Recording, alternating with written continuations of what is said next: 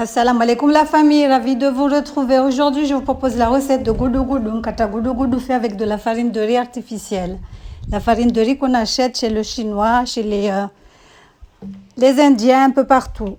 Donc voilà, pour la réaliser, il vous faudra, moi j'ai fait un demi-kilo. Regardez comme il est beau, machallah, il a une belle couleur, bismillah, machallah. Regardez. Donc pour la réaliser, d'abord il faudra faire les épices. Les épices, c'est de la coriandre, du poivre, de la cardamome, du cumin, de la noix de muscade, des clous de girofle et des bâtonnets de cannelle. Donc c'est ce que moi je mets. Je sais qu'il y a des gens qui ne mettent pas le poivre, mais moi j'en mets un tout petit peu. Donc on va venir mettre le tout, on va les moudre, on va les faire mouliner pour les réduire en poudre. La noix de muscade, il faudra enlever la coquille. Hein. Gardez juste la noix, enlever la coquille. Moi, j'enlève la coquille. Donc, on met tout dans le petit mixeur. On va mixer le tout et réduire en poudre. Donc là, je voulais vous montrer que la noix de muscade, il faut enlever la coquille. On ne garde pas la coquille, on garde juste la noix, le noyau. Voilà. Donc, comme je vous ai dit, j'ai des petits soucis d'articulation dans les mains. Donc, vous allez me voir souvent soit avec une bande ou avec la telle. Donc, ne vous inquiétez pas, c'est rien de grave. Hein. Donc, on va mixer le tout. Voilà, j'ai réduit en poudre. Regardez ce que ça donne. Donc, c'est ce qu'il faut faire en premier, c'est de réduire d'abord les épices en poudre. Donc là, ils sont bien moulinés. Ça sent trop bon les épices, ça me kata goudou goudou. J'aime bien les épices. Donc là, je vais réserver dans un petit bocal. Bon, pour plus tard, hein, vous pouvez l'utiliser. Moi aussi, je les utilise quand je fais le thé au lait aussi. Des fois, je mets ça. Ça donne un bon goût aussi. Et le lait avec la cardamome. Donc voilà, dans une bassine, on va venir mettre le sucre. On va rajouter la farine de riz. En fait, j'avais mis là-dedans parce que je voulais les peser. Et le Thermomix, il donne les grammes exacts au gramme près. Donc là, c'est les épices qu'on a moulinées tout à l'heure. Je vais venir les mélanger avec du lait de coco. Vous pouvez les mélanger bien sûr avec de l'eau, ça marche aussi. Donc là, on va tout passer au tamis. Comme je vous ai dit, ma moulinette ne mixe pas bien en fait. Donc voilà, je vais mettre les épices, je vais les passer au tamis. Mais si vous êtes sûr que vous les avez bien moulinées, vous n'avez même pas besoin de faire cette étape. Vous pouvez les mettre directement dans le bol. Donc voilà, ça sent trop bon les épices.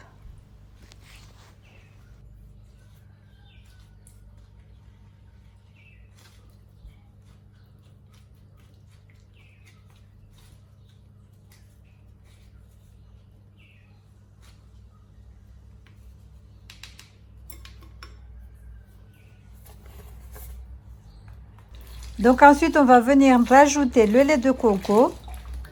J'ai mis 1 litre. On va venir mélanger le tout, soit avec un fouet manuel ou avec une fourchette, une spatule. On mélange le tout. Il faut faire attention, il ne faut pas qu'il y ait des grumeaux. Donc on va bien mélanger.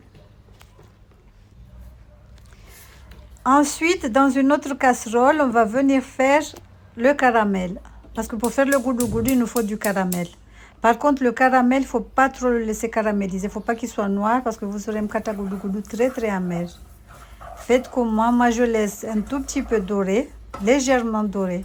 Ça donne un kata goudou goudou avec une couleur vraiment extraordinaire. C'est trop beau. Quand tu vois le kata goudou goudou, il a une couleur dorée.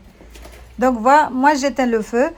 Je vais prendre la brique de lait vide, je vais rajouter de l'eau et je mélange sur le caramel. Il faudra faire très attention quand vous mettez l'eau C'est très dangereux, faites tout doucement. Éteignez d'abord le feu. Donc c'est le caramel, on va venir mélanger le tout jusqu'à ce que ça soit bien fondu. Donc voilà.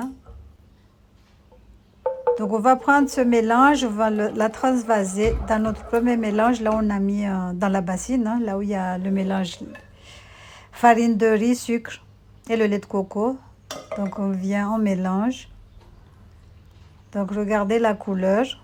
Si vous voulez une couleur un peu foncée, vous pouvez encore rajouter un tout petit peu de caramel. Il faut toujours faire un peu de caramel et laisser de côté. Faites le caramel, rajoutez un tout petit peu d'eau et gardez de côté parce que souvent quand on mélange la pâte, on se rend compte que la couleur n'est pas au top. Et là, il faut faire vite. Donc comme vous avez déjà du caramel, vous pouvez le mélanger direct. Donc on prend un grand casserole, on met de l'eau. On va transvaser la pâte dans une autre casserole un peu plus petite que l'autre qu'on a mis l'eau qui est sur le feu parce qu'on va faire la cuisson au bain-marie. Donc vous allez voir sur la vidéo. Là, vous pouvez goûter pour ajuster les épices et le sucre. Donc regardez, c'est comme ça qu'il faut faire. En bas, il y a de l'eau. Et je le fais au bain-marie. Là, il faut faire le mélange. Vous pouvez le laisser, faire quelque chose d'autre. Donc là, je vais venir ajouter le samli, le beurre clarifié. Vous pouvez le remplacer par la matière grasse que vous aimez. Moi, je sais que j'ai une amie qui avait fait la même chose avec de l'huile de tournesol. Le goût, il était bon aussi. On ne sentait même pas qu'elle avait mis de l'huile.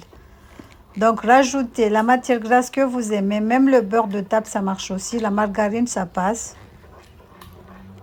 Mais le samli, le beurre clarifié reste toujours là. Comme je vous dis tout le temps que tous les plats comoriens, il faut utiliser le beurre clarifié. C'est toujours meilleur. Même si on peut remplacer par quelque chose d'autre, mais le beurre clarifié reste le meilleur. Donc là, on vient mélanger. Parce que ça, c'est au bain-marie. On mélange bien. Regardez ce que ça donne. Ça commence à s'épaissir un tout petit peu. Regardez. Là, ça s'épaissit. On peut laisser, on n'est pas obligé de mélanger tout le temps. Hein. Comme c'est au bain-marie, ça risque pas de... Regardez, là, c'est un tout petit peu pâteux. Donc, c'est bon. Il faut mélanger, il faut bien mélanger.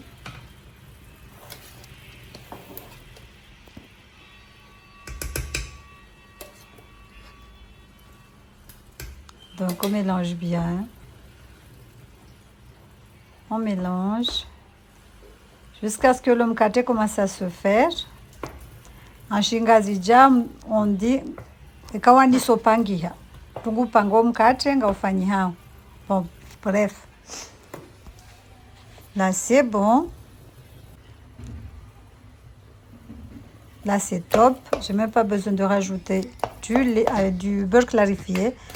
Donc, on va transvaser encore dans une autre casserole. Moi, je préfère les faire dans le sifiria. Donc, je mets un tout petit peu d'huile de samli. Et on va venir transvaser la pâte dedans. Par contre, il faudra faire tout doucement et le tasser à chaque fois. Bien tasser. Il faut prendre une casserole où vous n'allez pas avoir des soucis. Parce que moi, la cuillère, elle était trop grande. J'ai essayé avec le bol. C'était rien à faire.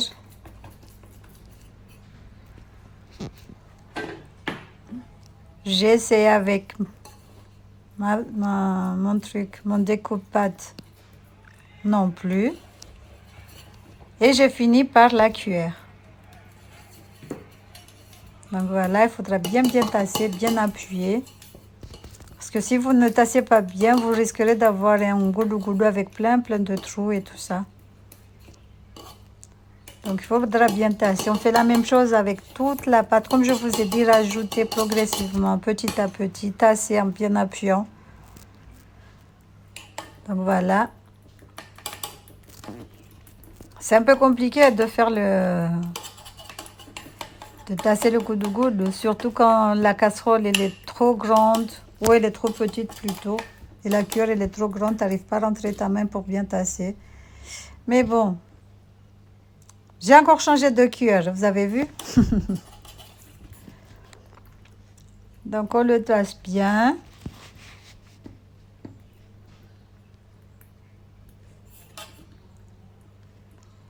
Bien appuyer, comme je vous ai dit, appuyez bien, bien, bien, bien.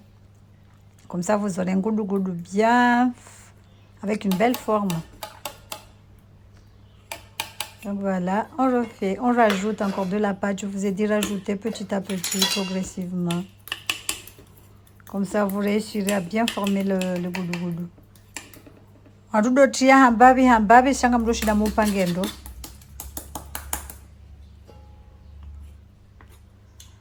Donc, normalement, ce qui reste dans la cuillère, ça s'appelle l'ensojo, les ensojo. L'ensojo, c'est la pâte qui reste collée dans la grande spatule qu'on appelle moisir shingazija, la grande spatule en bois. Donc, c'est un avant-goût, c'est ce que les gens y goûtent, parce qu'une fois que c'est au bain-marie, on ne peut pas le toucher. Donc, voilà, là, c'est bon, j'ai bien tassé. Je vais couvrir avec du papier alu. Je vais poser un couvercle dessus et je vais le cuire au bain-marie pour environ 1h30. La cuisson, elle est trop longue. Hein. Mieux vaut utiliser du charbon. Donc voilà, moi j'ai posé un truc dessus pour pas que ça bouge. Faudra surveiller l'eau et rajouter de l'eau de temps en temps jusqu'à cuisson complète. Voilà, regardez ce que ça donne, Bismillah, machallah, une belle couleur.